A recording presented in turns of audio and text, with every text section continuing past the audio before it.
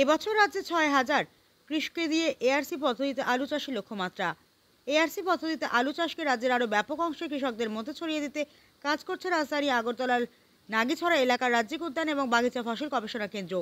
তাদের এই কর্মসূচির অংশ হিসেবে বৃহস্পতিবার গোমতী জেলার অমরপুর এলাকায় এআরসি পদ্ধতিতে আলু চাষ বিষয়ক একদিনের এক কর্মশালা অনুষ্ঠিত হয়। অমরপুর কৃষি মহকুমার উদ্যোগে আয়োজিত এই কর্মশালায় স্থানীয় এলাকায় প্রায় ৬০ জন কিষাণী উপস্থিত ছিলেন। কর্মশালায় উপস্থিত ছিলেন স্থানীয় অমরপুর বিধানসভার বিধায়ক রঞ্জিত দাস, অমরপুর নগর পঞ্চায়েতের চেয়ারম্যান বিকাশ সাহা, অমরপুর পঞ্চায়েত সমিতির চেয়ারপারসন সুচিত্রা দাস।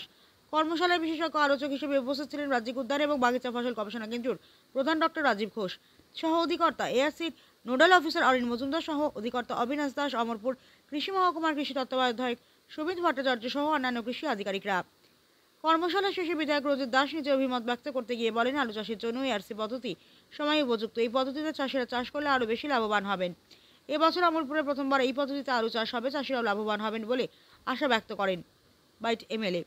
উপস্থিত কৃষকরা আগ্রহের সঙ্গে বিশেষজ্ঞদের পরামর্শ শোনেন, পাশাপাশি কৃষকরা তাদের মনে আসা নানা প্রশ্ন জিজ্ঞাসা করেন বিশেষজ্ঞদের। তারা কৃষকদের প্রশ্নের জবাব দেন। অমরপুর কৃষি মহকুমা অফিসের কনফারেন্স হলে কর্মশালাটির আয়োজন করা হয়। আসলে আমরা দ্রুত প্রযুক্তিগত উন্নয়নের সঙ্গে সঙ্গে এগ্রিকালচারও তাদের কৃষকের চাহিদার সঙ্গে সামঞ্জস্য রেখে তার টেকনোলজিকে দ্রুততার সঙ্গে পরিবর্তন করছে। তো আমরা একটা সময় আমরা জানতাম যে সাধারণত আমরা আলুর থেকে আলু উৎপাদন হতো, কিন্তু পরবর্তী সময় এটা ত্রিপুরার একটা গর্ব। একটা সময় আমরা টিপিএস আলু হতো, সেন চৌধুরী সেটা আবিষ্কার করেছিল।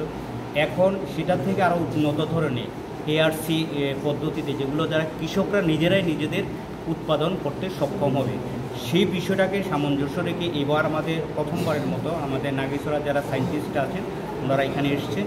ওনারা কৃষকদের এই বিষয়ে প্রশিক্ষণ দিচ্ছেন, প্রশিক্ষণ দিয়ে তাদের মাঠে সেগুলোকে উৎপাদনের জন্য তাদেরকে উৎসাহিত করছে। তো আমার কাছে তাদের যে ডেমোটা দেখেছি এতে খুব ভালো লেগেছে যে এটা এখনকার সময়ের সঙ্গে যোগ্য উপযোগী। আমি আশা করি এতে অমরপুরের প্রচুর আমাদের যারা আলু চাষে কৃষকরা রয়েছে তারা উৎসাহিত হবে এবং সরকারের যে চিন্তাধারা কৃষকদের আয় দ্বিগুণ করে নেওয়া, সে সঙ্গে এই আজকের এই প্রযুক্তি অনেকটা সামঞ্জস্য রেখে সে উৎপাদন বৃদ্ধি হবে এবং কৃষকরা লাভবান হবে।